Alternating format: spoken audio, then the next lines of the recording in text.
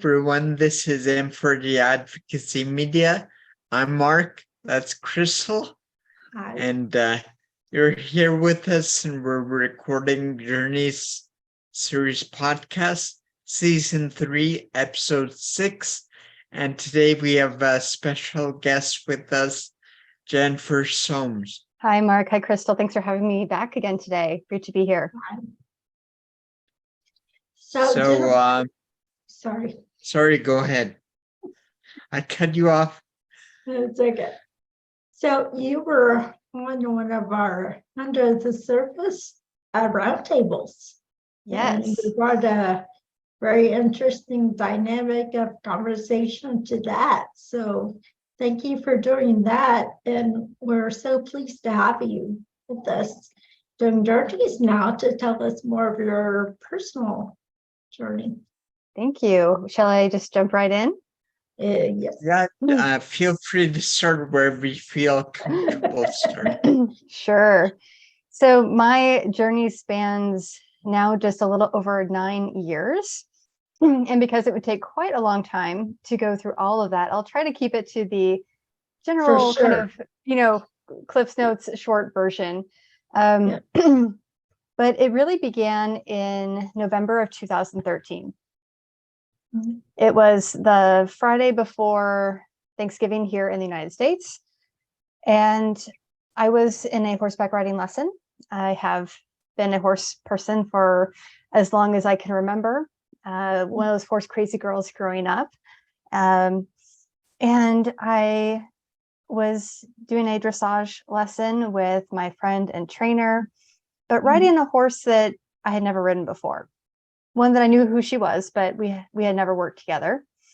Right. And we were probably about 3/4 of the way through our lesson, and the horse suddenly spooked. She completely hopped sideways to the right. I came off to the left.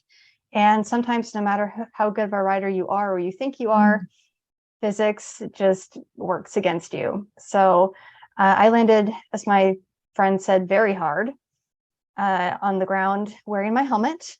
Always wearing my helmet every time I ride. And it was the strangest thing to be laying there, fully conscious, but to not be able to see. And I don't know if it was for 3 seconds. I don't know if it was for a minute, but I could hear my friend saying, "Don't move," from across the arena. And then my vision did come back. It's just the strangest thing to know what's going on, to know where you are, but to not have any vision for a brief amount of time. And once we established that I didn't have any broken bones, I did what any of us crazy horse people do. I got back on, and we wanted to end the ride on a good note, which we did, just pretty much just, walking around the arena, maybe a little bit of trotting, but, nice, easy way to finish it off on a good way. But, I was definitely shooken up, and my head hurt. And it wasn't until driving home, about an hour's drive, that I was getting increasingly ridiculously tired. And it was then that I knew that I had a concussion. And it was only because I wrote a paper years back when I was in massage school about the most common horseback riding related injuries and treatment thereof. And the number one was concussion. And so honestly, I would not have known that was what I was experiencing if it hadn't been for that paper. So sometimes homework is a good thing. And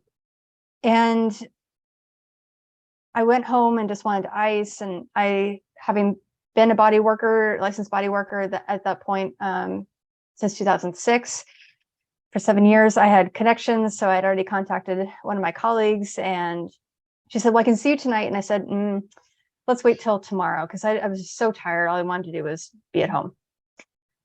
I had, hopefully, knock on wood here, the worst night of my life, and hopefully will never ever be topped.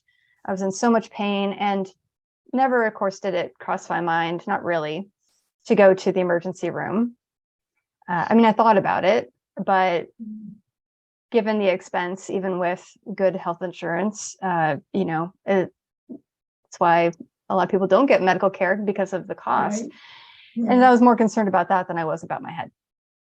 So the next day, after getting a little bit of treatment, I got convinced by my colleague and good friend to go to the ER and get a CT scan just to make sure I didn't have any, internal bleeding. And I was like, okay, for you, I'll go. Yeah, still, again, not really placing an emphasis on my own well-being, but that's part of the learning process too.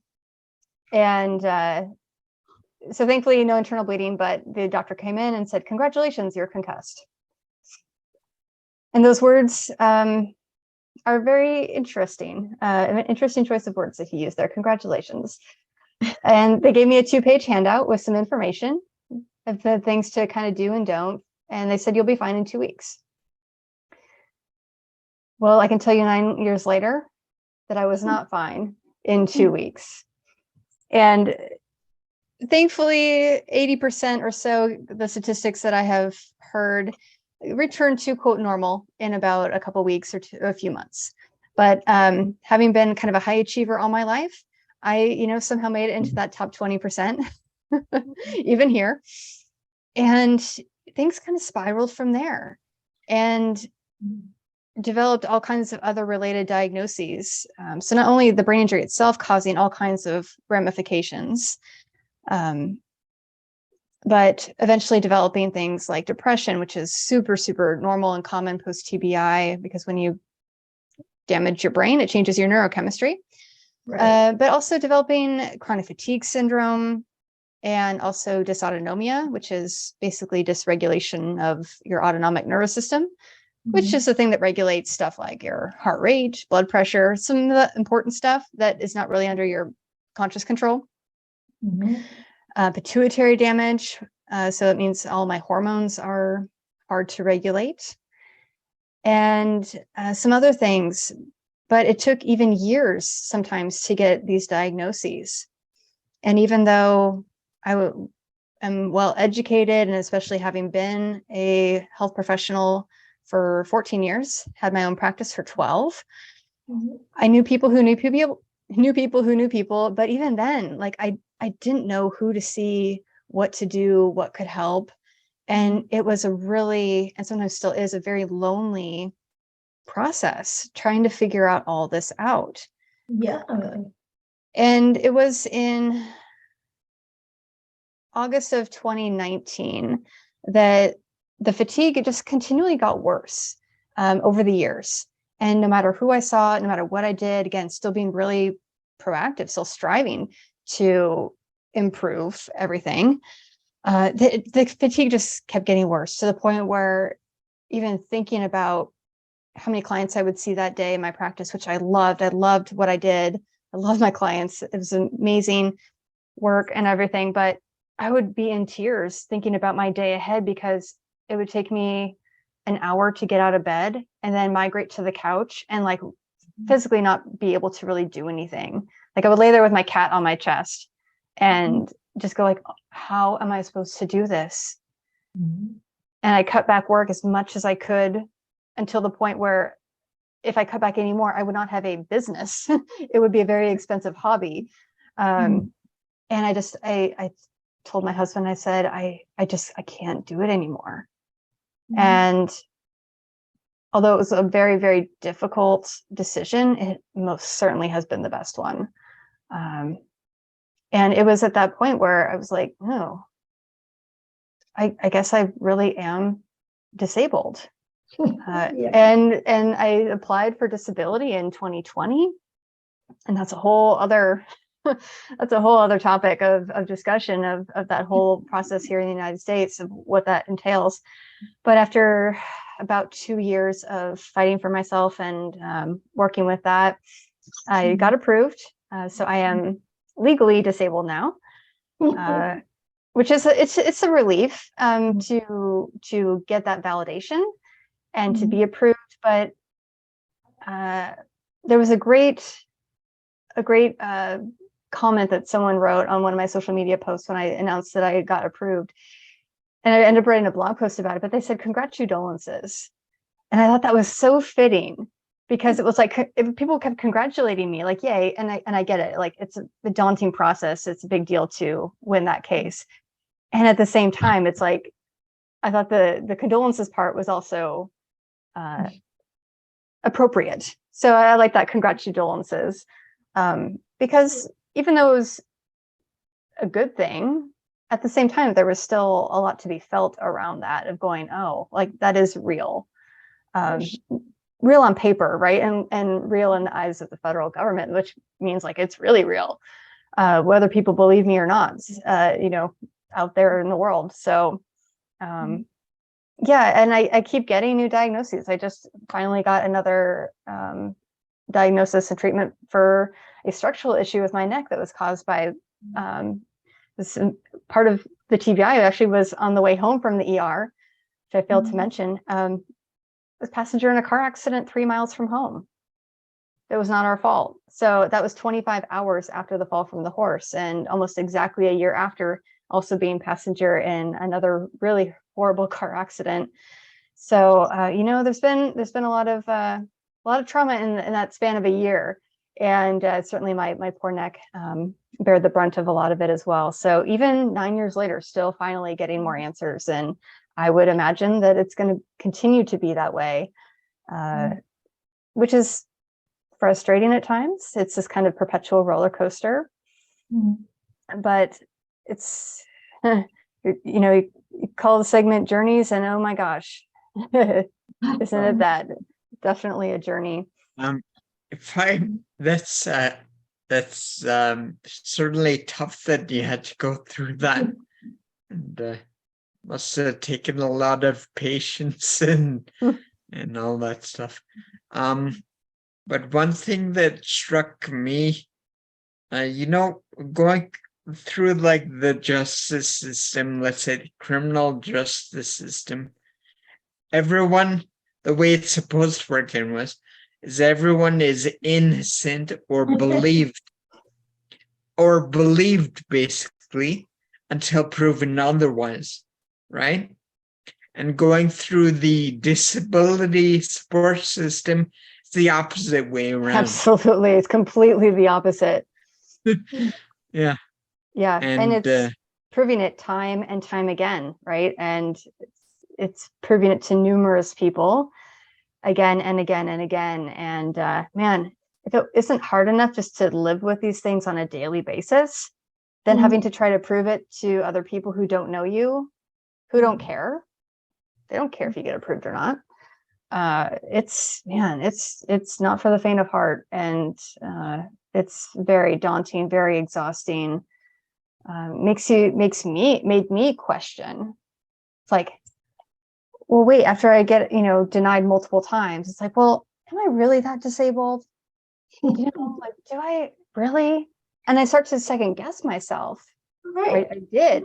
And it's like, no, I physically cannot work.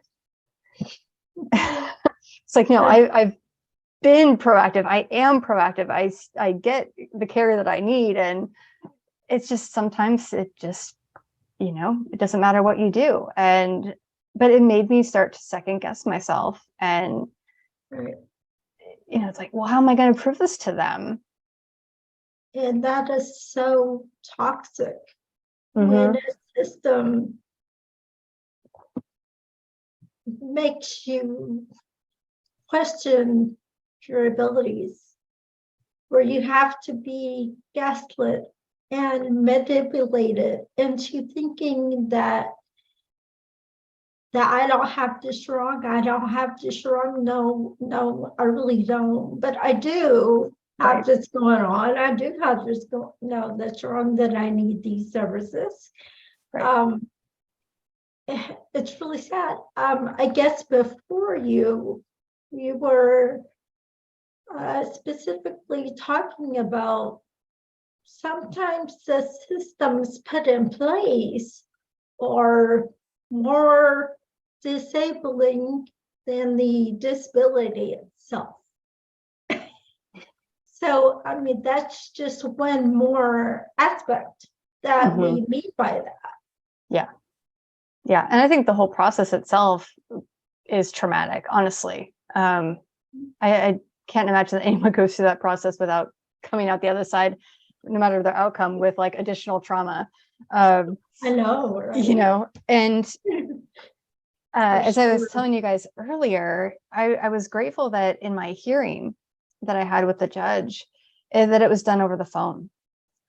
Because even though they're not supposed to be biased in how your appearance is, and of course I was not going to fake anything, being very honest and truthful.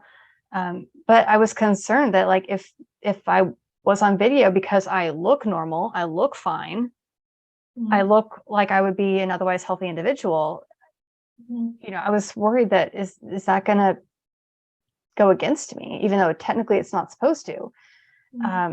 But I think there's this perception of what people with disabilities is, and from a visual standpoint, if someone's not in a wheelchair, if someone isn't missing a limb, for instance, or someone doesn't appear different in some way, right? Atypical, that like, oh, well, so yeah, they're faking it, or, well, they seem fine, so how are they disabled?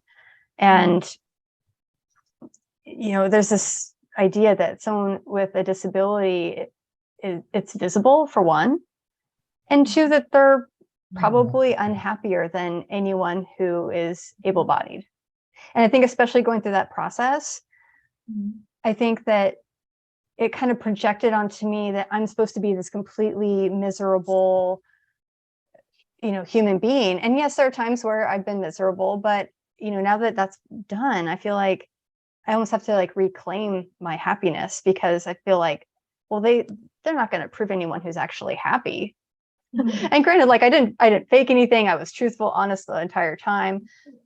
But I feel like there's something that got projected onto me that now I have to try to like scrub clean, because I'm like, no, there are times where it's difficult. Yes, absolutely. And can I still work to, strive to have as much happiness in my life as I can possibly create for myself? Yeah. We also discussed with another guest, the different things that you have to be able to prove over and over again. Even if you have permanent disability, it's not going anywhere. And you've obviously already tested it. You already know. You have my blood. My genes, Right. genes and everything else. What else do you want from me? But anyway, but the system they have in place, us having Social Security numbers, can't that be in their file that this person is permanently disabled, temporarily disabled, they're not disabled, whatever? Why did they have to gaslight and manipulate every few years? Yeah. Or And things every year. yeah.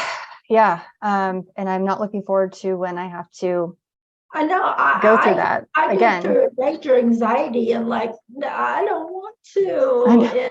It's all because of that. I hate that gaslit manipulation feeling of, do you really need this? Is this really necessary? Yes, they are. And, Right. you're making it all worse. Right. And especially when you don't have exteriorly visible disabilities, especially when it comes to something like a traumatic brain injury, which I want to make very clear, a concussion is a TBI. They're used interchangeably, because some people think that they're different, but they're not. But I was in the TBI support group that I attend, and one of our members in our last meeting was talking about being gaslighted from some of their providers currently, saying that it's all in their head, like it's some psychosomatic thing. And we had numerous other people talking about the specific thing that they were experiencing, and like several other people said, oh no, me too. So it happens even every day with the medical professionals. So lots of opportunity for improvement all around. And thankfully there are some great ones out there. So it's not like all providers are horrible and the whole system is horrible. Not always, but it's sad and frustrating, especially when you're dealing with something that isn't outwardly visible, where people can say, oh, it's all in your head. And like with a brain injury, like, yes, it is all in my head. Thank you. You're right. Because my brain is in my head. Good job. You're so right. Yay! And it's very real, right? It's very real.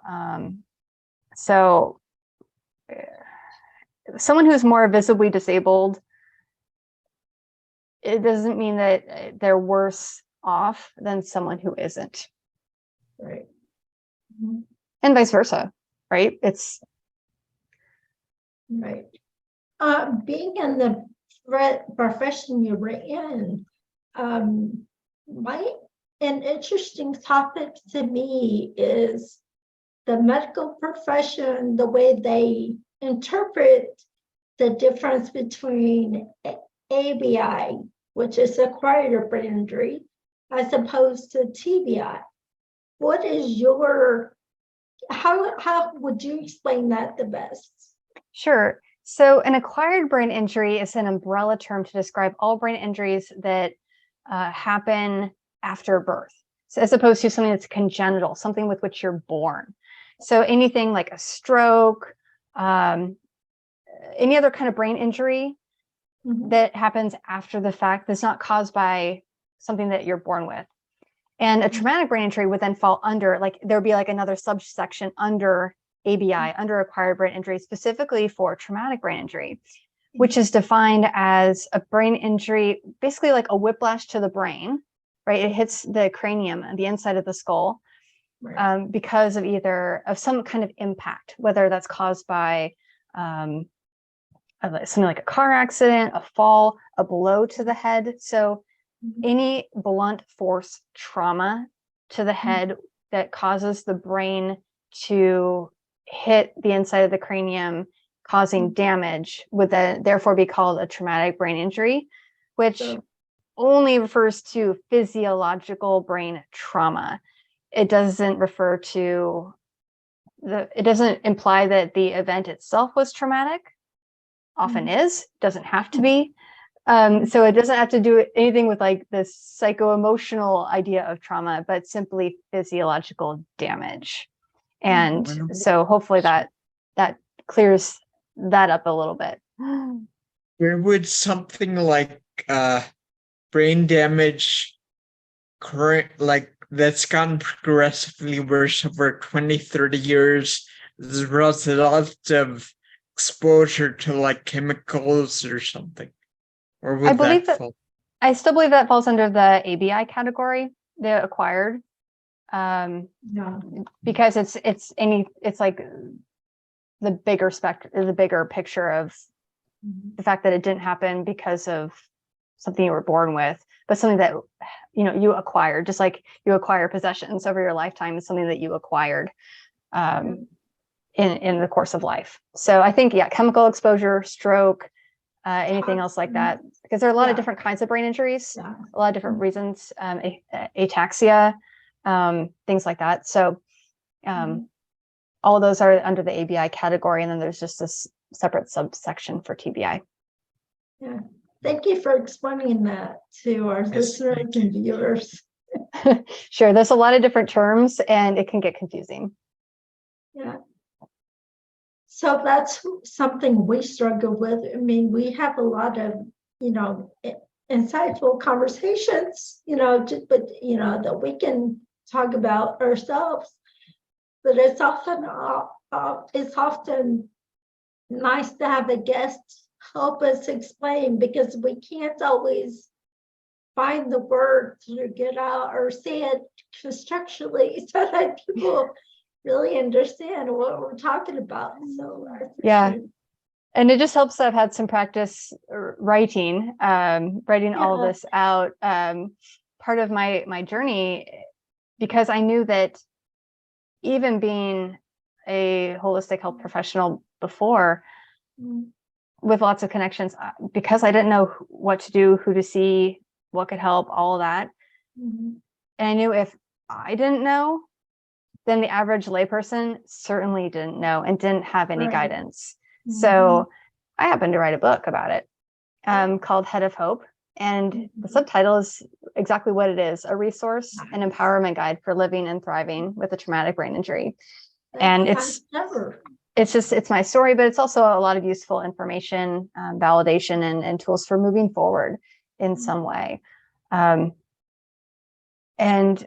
I just knew I couldn't keep that all to myself, but all that aside, like I had some practice of writing all these things down to help commit them to memory to be able to explain it, because it was like, I didn't even know what an ABI was or anything like that before.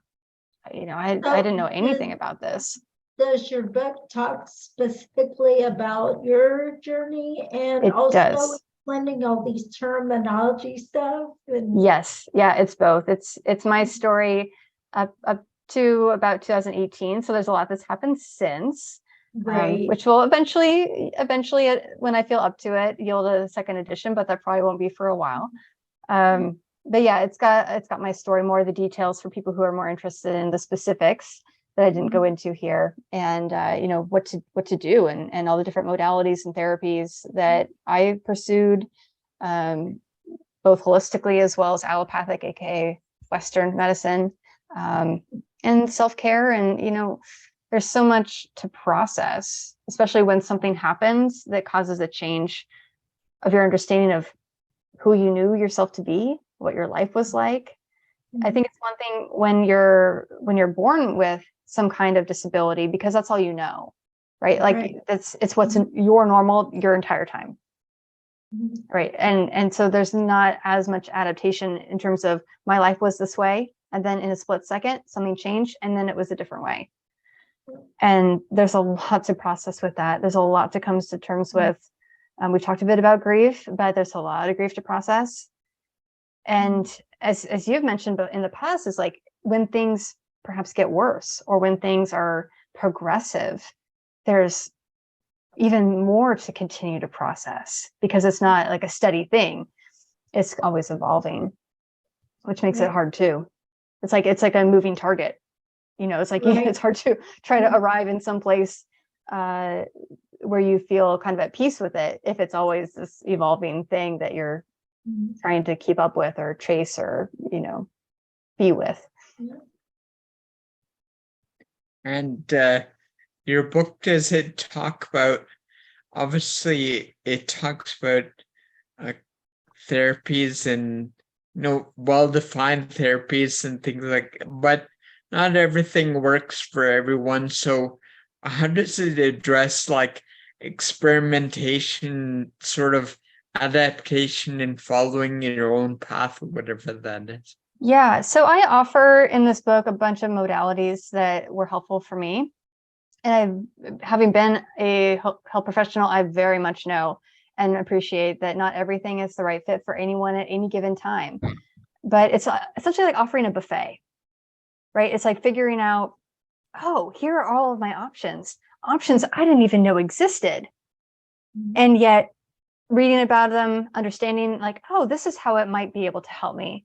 And then depending on what is available to you in terms of your resources of time, energy, who's there as a provider, finances, like all of those things, and figure out from this buffet, well, what do I want to sample? What do I want to try and stick with for a bit of time?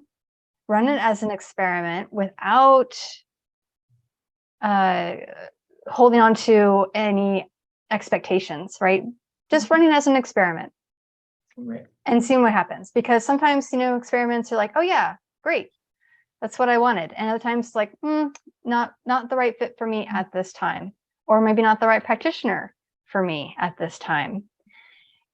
But encouraging people to do one thing at a time, so that you can be objective into knowing what helps or what doesn't, and to stay with something for a certain amount of time. Because I know I had clients who come to me and say, well, you can fix me in one session, right?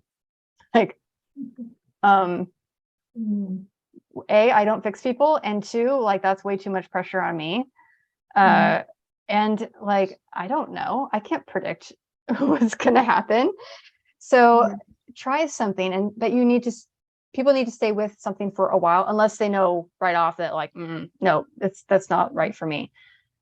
But ultimately, each and every one of us is the best knower of our bodies and what it feels right for us to do. But unless you know what's available to you, it's like, how are you going to choose? And you may be choosing something currently that maybe isn't the best fit.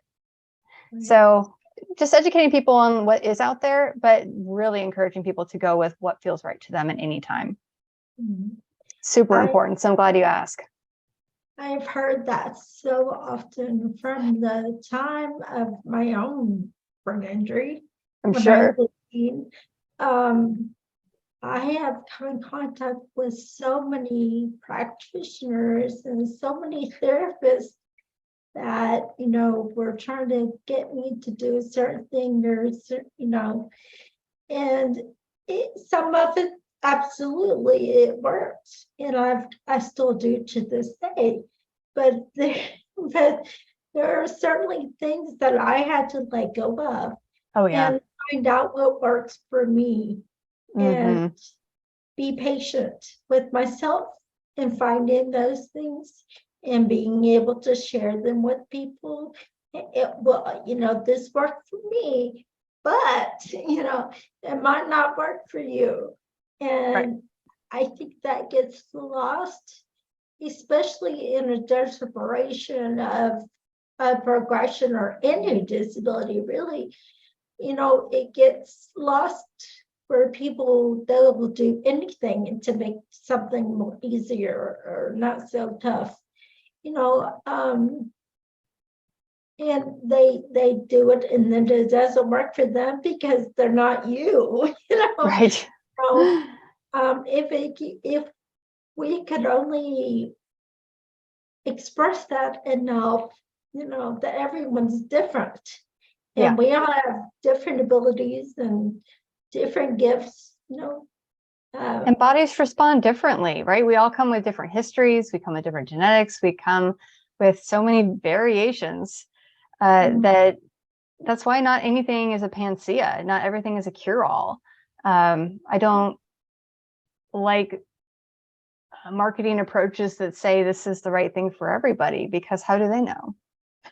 And yet, it's like, possibly consider it, like put it on the table for consideration.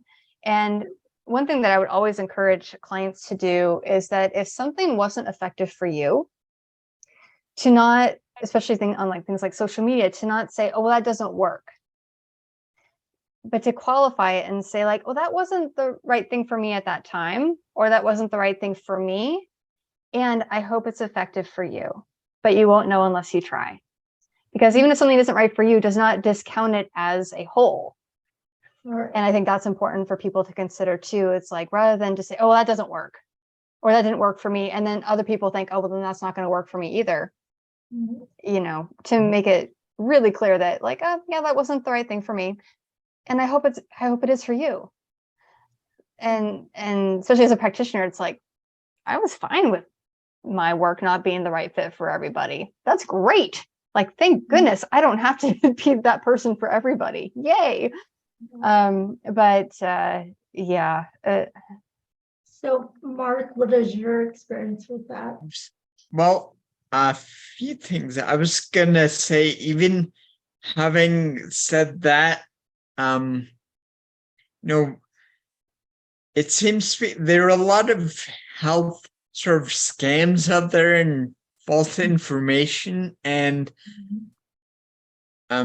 we have to be hyper vigilant sometimes about not falling for that stuff, or True.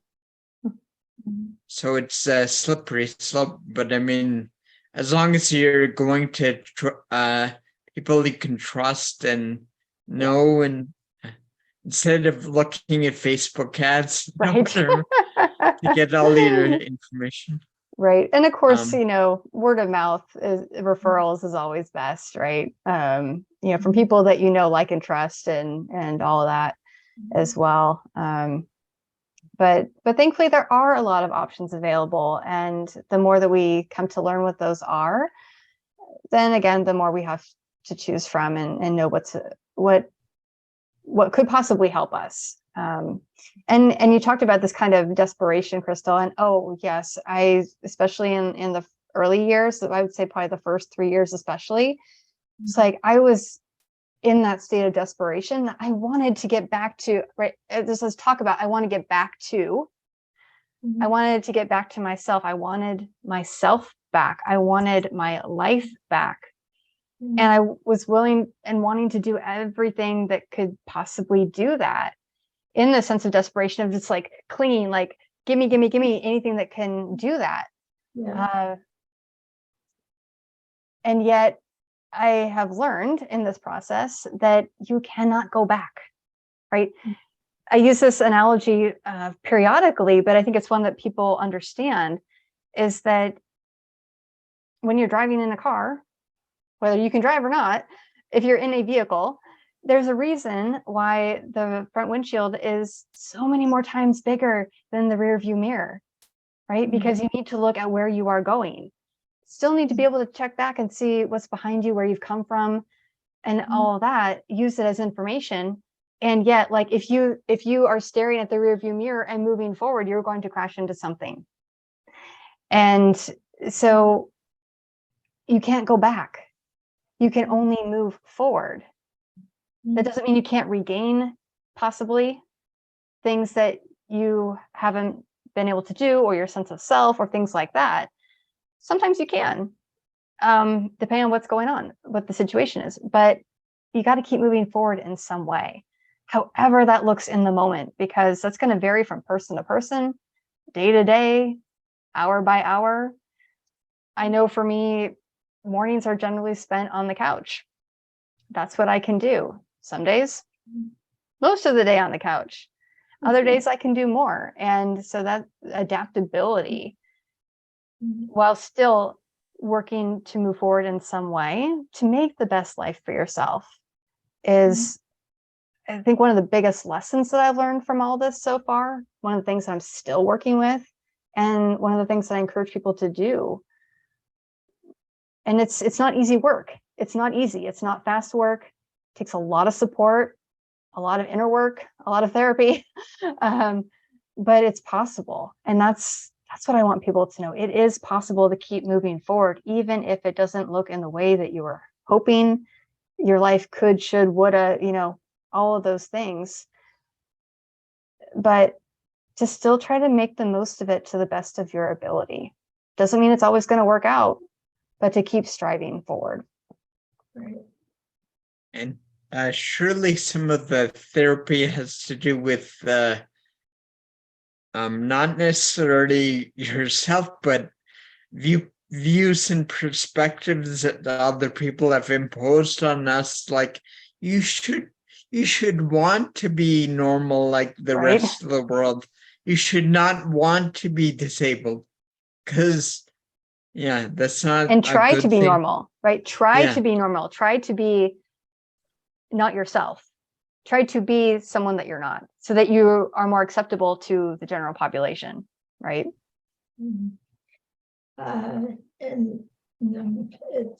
a really sad way to look at things, because why am I making you more comfortable to make me more uncomfortable? To be who I'm not, to make things easier for you. Right. It's And we as a society are just not good with being present with other people's discomfort or suffering, and two, being present and okay with other people's differences. Both of those things. And so especially if you have both combined, because not everyone who is disabled is suffering, that's for sure. But especially when it's either or both, like, people don't know what to do, right? They either, like, there's usually two options. People either run away, like either mentally, or actually, like, physically remove themselves, or they check out. It's usually like a shutdown or a runaway, because it's like, I don't know what to do. And the more that we talk about these things, and I think the more too that people encounter and have relationships in any capacity with people who have any kind of disability, you realize like, oh, like we do with anyone who we classify as different. When we start to get to know people, like, yeah, there's differences, but how much more similar we are than not on many regards, right? But to I think view each other as human.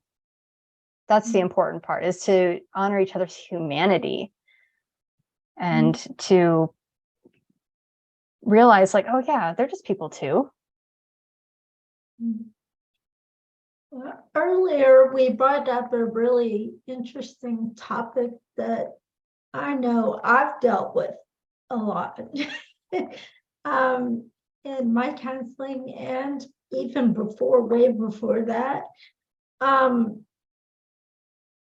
is that people have the pre-notion that disabled people have it set. They are taken care of, things are not difficult for them and things like that. So it kind of makes the community that is not actually disabled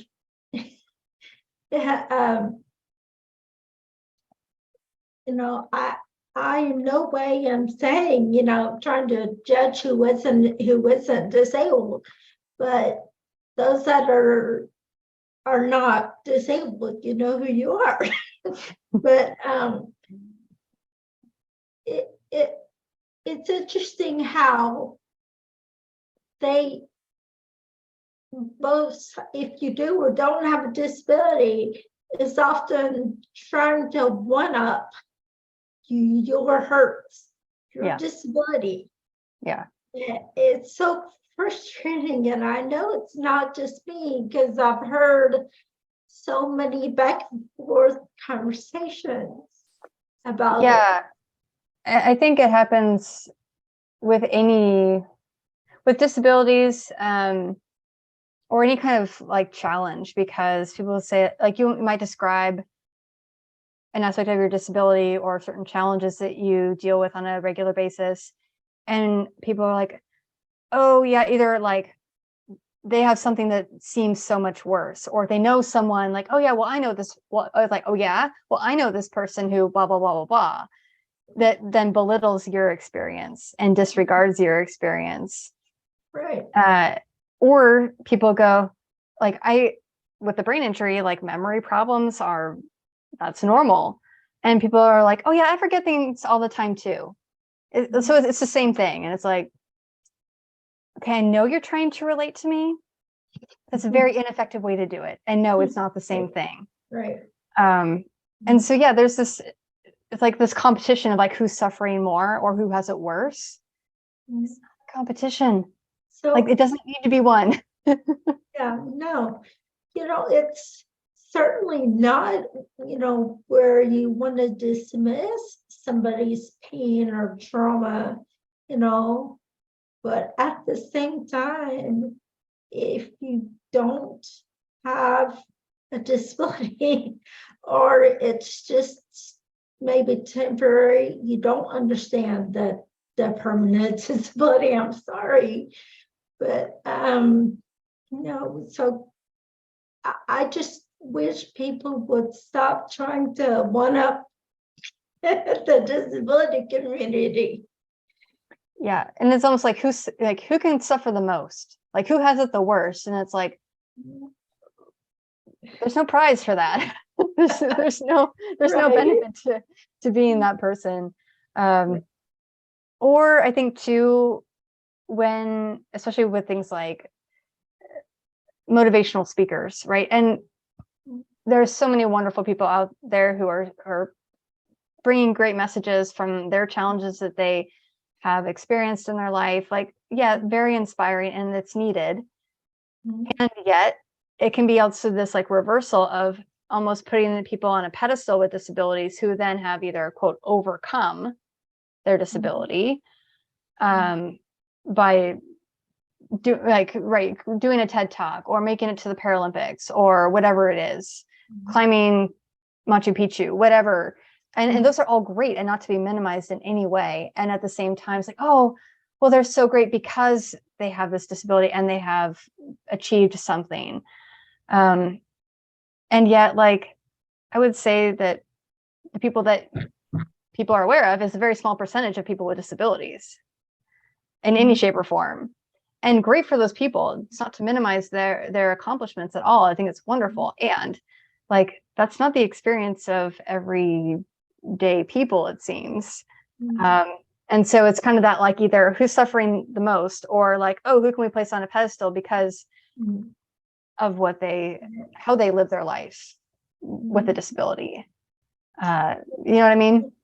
And it's a confusing dynamic for the non-disabled community because it kind of shows the wrong narrative of what the disability community really is. Yeah. And that's where the whole inspiring thing came from, I think, and it kind of became a derogatory kind of thing because it was,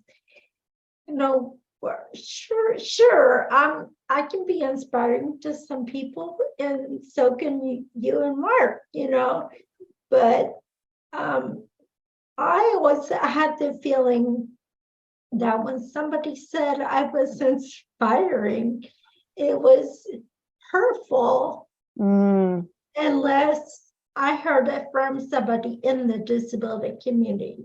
Oh, interesting. That meant that I was inspiring, showing them how to be disabled and how to make things easier, and talking to them human to human of, I experienced this food, you're going to be okay, it's fine, you got this. This is how you make it easier. But I don't know, I'm trying to think of the word, kind of passive aggressive, I guess, to say, oh, you're so inspiring. Okay, great, thanks, and that's exactly what I would do too. It was more like, thank you, I appreciate that. But it was kind of like in my mind, I wasn't allowed to ever say that because it was rude, right? That's not how you socially deal with things. But it's placing you, it seems like it was placing you as like, I appreciate your difference. Almost like this, more of like a separation kind of thing, as opposed to like, oh, I really like, I feel like I understand you more. Is that kind of, I don't want to put words in your mouth, but is that kind of more of that, like it created more distance as opposed to closeness?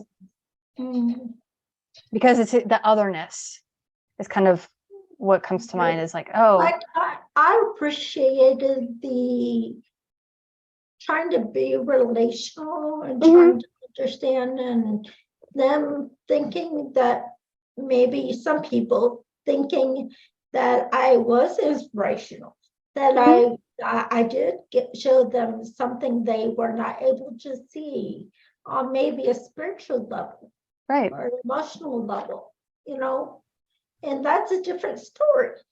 But I'm talking more about people that use it loosely, the term inspirational, and I mean, not just talking about me. I've had so many conversations with people in the disability community that are so turned off by it and, hurt by it. I can see that. Mark, what are your thoughts on that? If you care to share any experience that you've had kind of on that idea of, you're so inspirational, kind of not being a welcome expression. I don't feel, I mean, to be quite honest, there are a lot of things that I haven't been involved in the community for as long as Crystal, and I am not as well like in tune to some of the things that, like, I've only been picking up on some stuff lately, but I don't think the inspiration I've ever noticed it necessarily when Well, someone said it, but I I, don't know. yeah, I definitely see in the past few years, the more it's brought up, that it's kind of derogatory. In the disability community, I've seen it kind of lay off, people not use it as much. But so that makes sense that you haven't experienced that as much. There's talk sometimes in the TBI community that I'm a part of about like how often to bring that stuff up, especially because with a brain injury, there may be ways that we act that seem atypical, that seem abnormal, especially like socially kind of awkward things where people go like, well, why did they just have this like outburst, right? Because emotional dysregulation is normal, and it can be hard to navigate when you can't regulate your emotions very well, or oftentimes people don't have much of a filter, so they're just going to say whatever comes out. It happens, and so it can be kind of socially awkward at times. And so sometimes the question is like, well, do I bring it up with people so that they know there's a reason for it or not? And there's different thoughts on that in different situations and depending on the person, so there's no one right answer. But sometimes it's like, well, for myself, as I've been quite outspoken about my life with brain injury and all of its ramifications, because I want there to be advocacy, I want there to be understanding and validation and community, and for people to not be alone in this process. But at the same time, I've struggled with talking about it at times just because I don't want to only be known for that. I don't want to be just the person, oh yeah, she's the brain injured person, or she, whatever it is. So it's like this double-edged sword of like trying to be outspoken about it for all those reasons, but then also not wanting to be defined by it either. I don't want that label to be the only label, because it's just one aspect of me, but it's not who I am. Right. But I feel like as well that we have a responsibility as disabled adults. We are in this position. So if people, I guess, want to label us and make assumptions, and we can still have these conversations and be open about it and honest about it.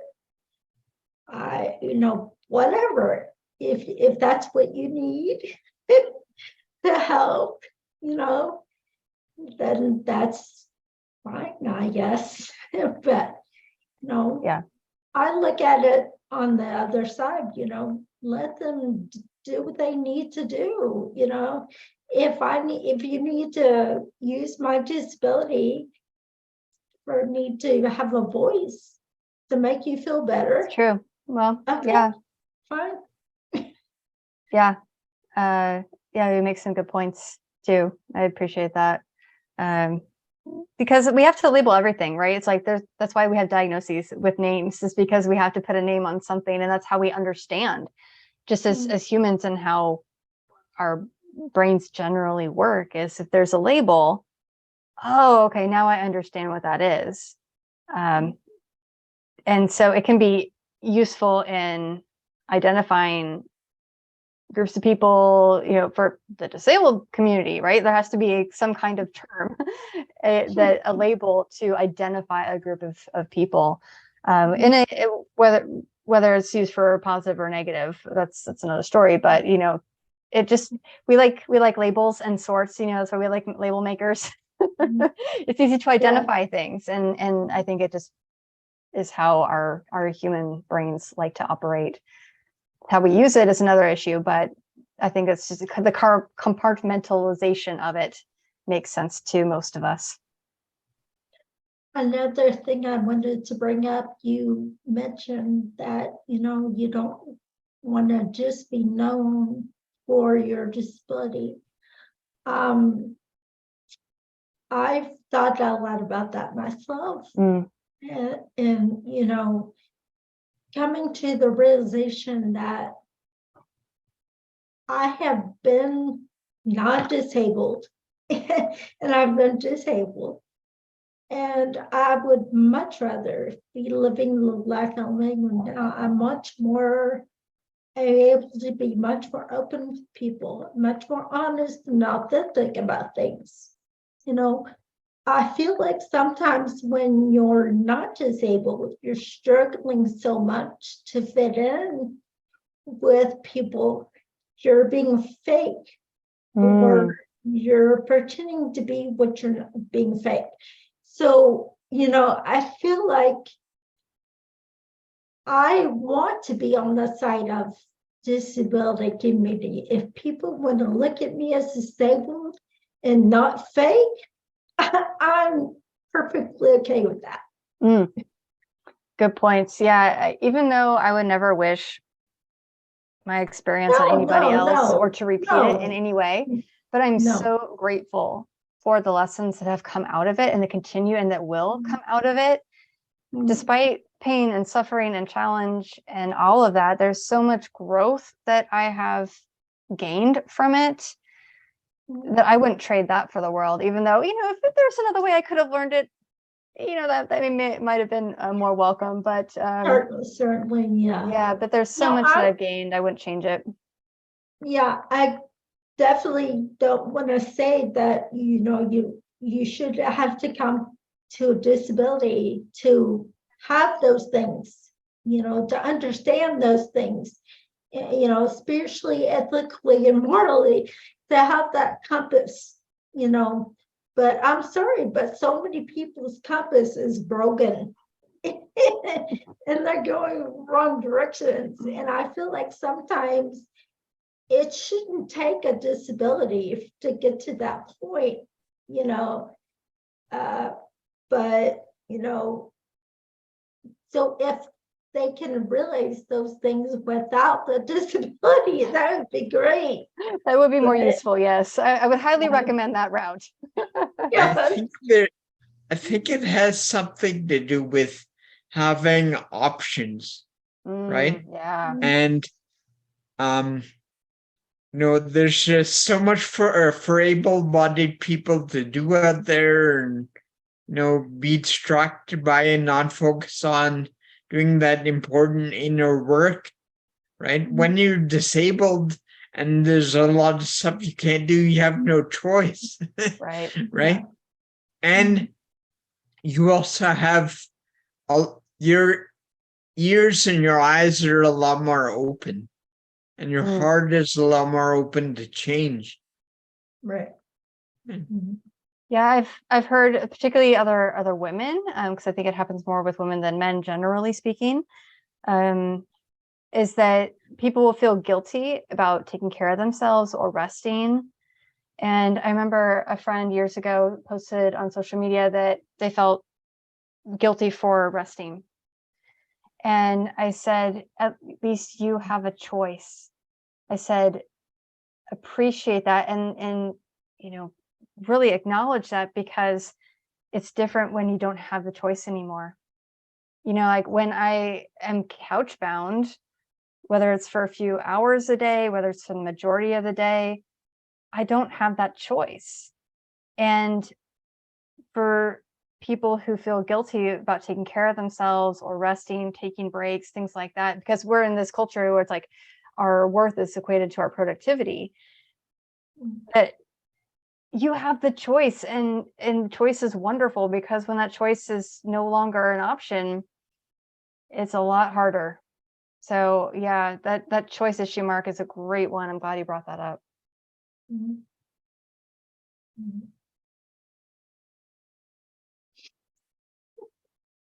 Awkward silence.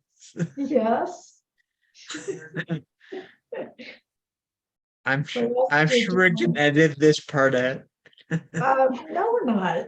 You know, it's a lot of, what's the word? uh, ableism, I guess, Mhm.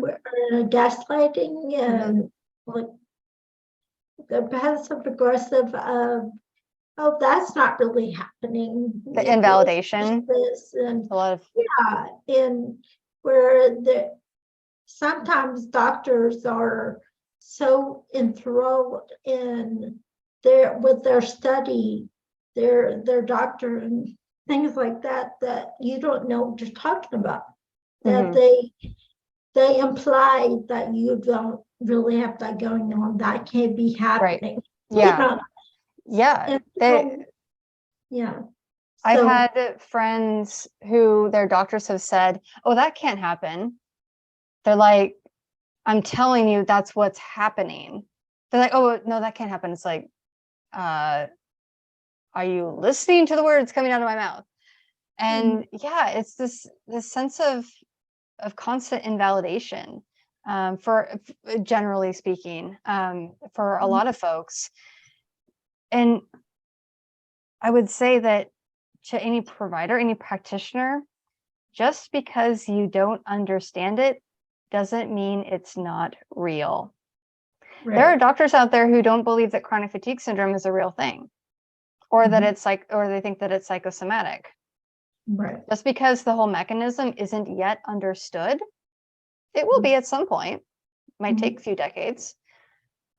But just because you don't understand it doesn't mean it's not real. And I had, we've talked about me being kind of on both sides, both being as I would call myself like a professional patient, but also having been a provider for folks, particularly folks in chronic pain who had tried just about everything else and came to me kind of as like the last piece of the puzzle. I had one client with cerebral palsy. I worked with a few clients with cerebral palsy. This person was able to walk, often with assistance from a cane, but they called me up and said some of the things that were ailing them. And they said, I've been doing physical therapy, and I've told them that when I go across the parking lot, because someone had honked at them to basically hurry them up and say like, and told them, I think, to hurry up, they froze. And they said, literally, I go across the parking lot and I freeze. And I said, well, sure. I said, fear is paralyzing. And they said, you are the first person who has heard that and believed me. She said, you're the first person who believed me. I almost had tears because I was like, oh my gosh, this poor person who's been told that this is all in their head. And like, you just have to get over it. And I was so thrilled to be able to be a part of their process, because they were able to go to a job interview and they like didn't get stuck in the parking lot. A few months later, we were working together. And so I so appreciate on both ends the value of being heard and believed. Because I sure know that I want my providers to believe me, regardless of if they understand it or not.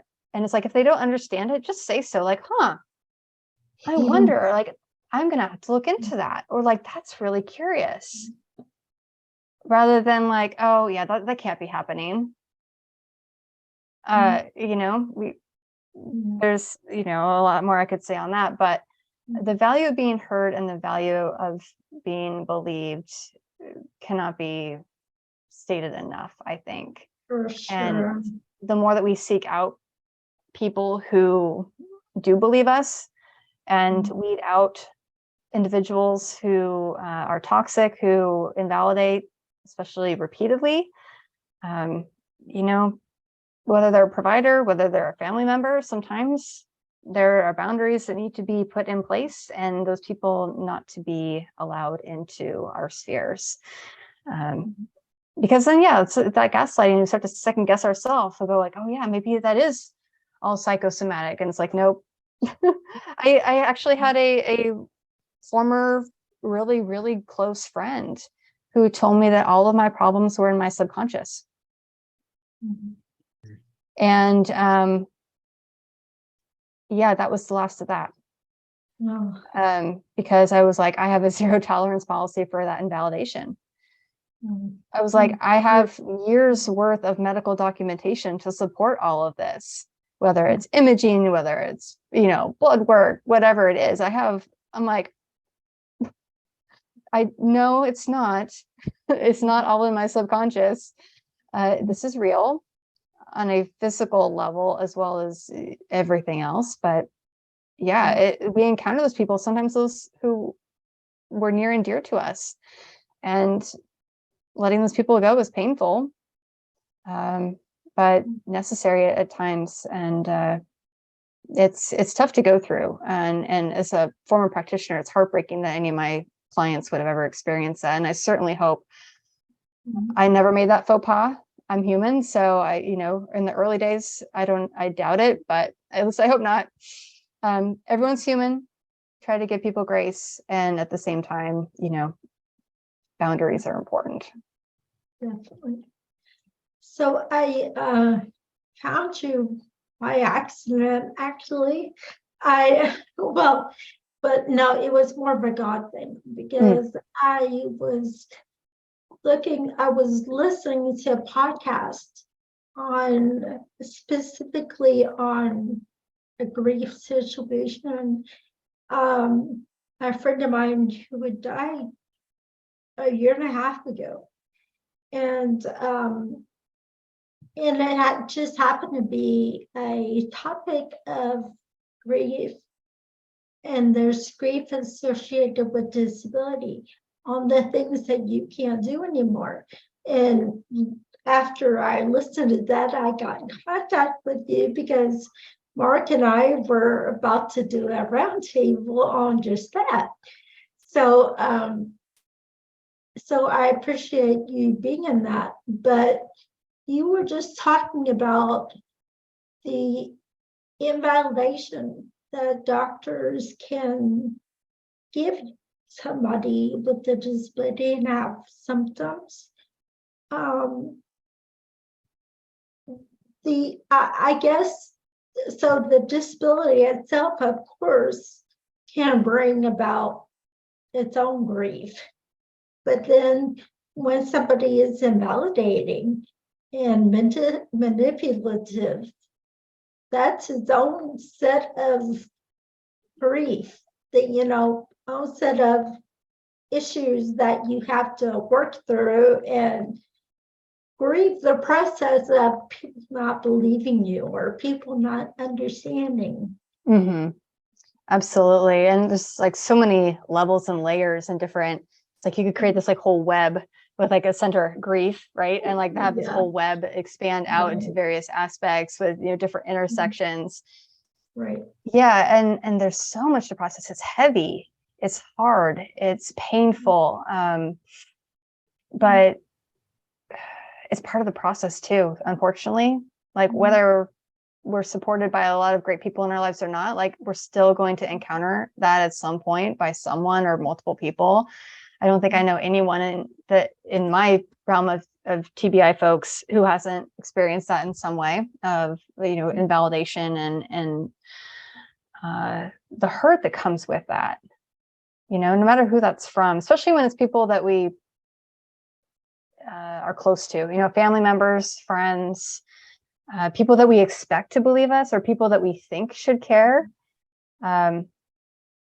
There's the level of caring and accommodation too that can come with folks in our lives. And sometimes even our family members don't really acknowledge the impacts that our disabilities have and don't make appropriate accommodations for those, no matter how many years it's been, or just look at you with a blank stare when you point it out and say, like, you express a need.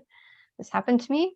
And this past year, I had to tell a family member, like, this, I need this because something that they were doing was causing me grief. And I said, this is what I need. And they just looked at me like I was crazy.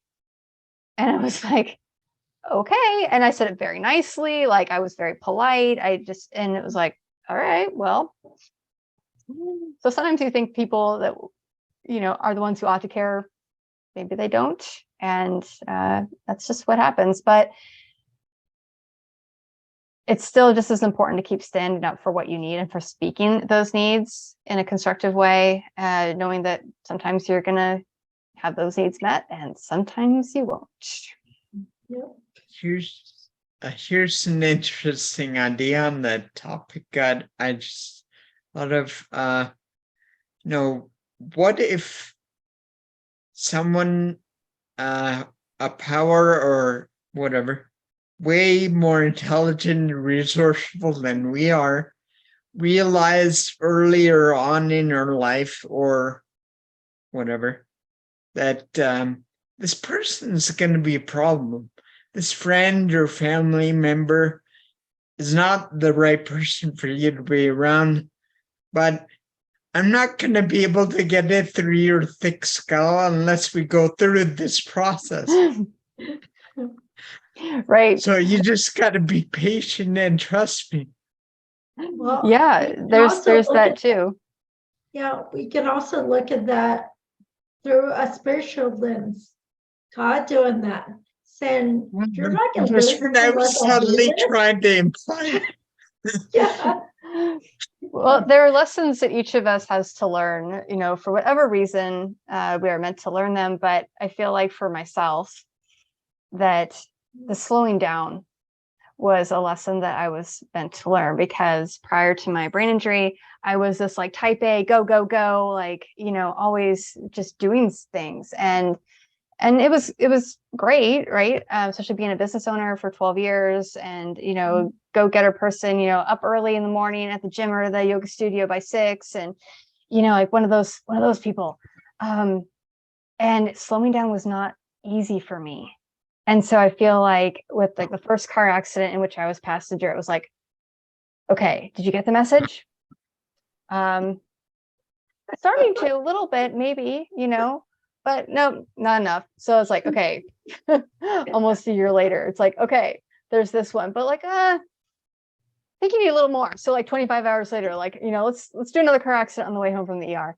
But to finally like get that message and to just be like, okay, I need to listen to this because clearly I haven't listened in the past. And when we again had that choice, it's like, okay, what lesson is meant to be coming about here? The slowing down for me. So if I'm not listening to that and then choosing to make changes to slow down or to appreciate the option to slow down, well, I'm not going to have the option anymore. And I think that I had to learn it the hard way because we as humans tend to have to go that route to learn the most important lessons, it seems. But I feel like for me, that was the lesson and the message that I wasn't fully taking to heart. And now it's like, okay, I get it. Like, I get it. No more. I'm done. Like, I'm done. No more. I'm really trying to get it. So I think if people want to look at it that way, there's lessons for each of us to be had and figuring out what is it that we need to learn from this experience, whether a lesson or lessons, right? If we're open to that and we start to look on that, I think we'll find something.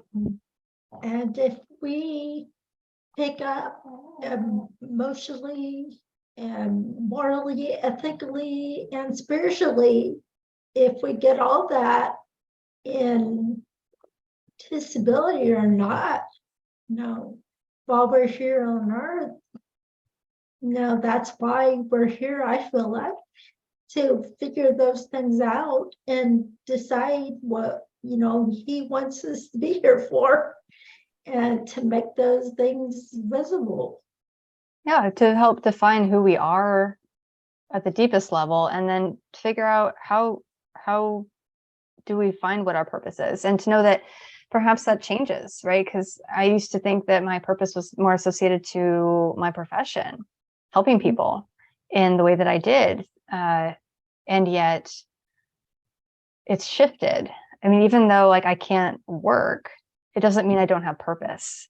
And I think especially in the able-bodied community, like I said, our worth is usually equated with our level of productivity. And so well, of course, yeah. First question people ask is, well, what do you do? Right? When you meet someone, what do you do? It's like, okay, that would yield a very interesting answer for one I haven't really come up with yet for myself. But to know that there's still purpose, there's still value.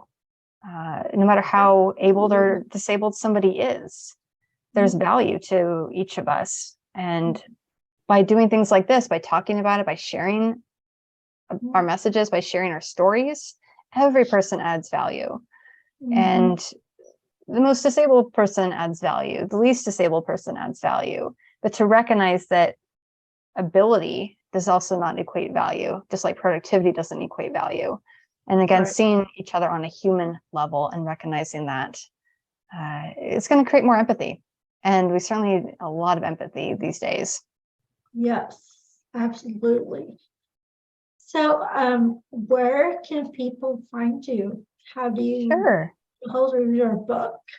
Yep. So for those who are interested in learning more about my book, or if you'd like to order it, if you're in the United States, you can order it through my website, which is headofhope.com. And if you're in another country like Canada, for instance, I've been a lot of Canadian podcasts. It's on Amazon, both in the US and in Canada as well. So headofhope.com. There's also a blog there and links to socials. I've got a YouTube channel I've got numerous episodes of what I call my TBI diaries. Just little videos talking about what it's like living with a TBI and some of the things related to that. And I hope to be more active on that this year. I had to kind of be MIA for a little bit. Just taking care of myself these last couple of years, especially as our whole world has changed as well. So yes, headofhope.com is the best way to reach me. And if people have any questions, there's contact form on there as well. So always happy to connect with people. Awesome. We'll definitely add that. Great. To our footnotes of this episode. Well, thank you so much to both of you for having me today, and of course for what you're doing in the world. It's such valuable work and such needed work as well. So thank you so much. Definitely is. Thank you, Jennifer. Thank you so much. Bye. Bye.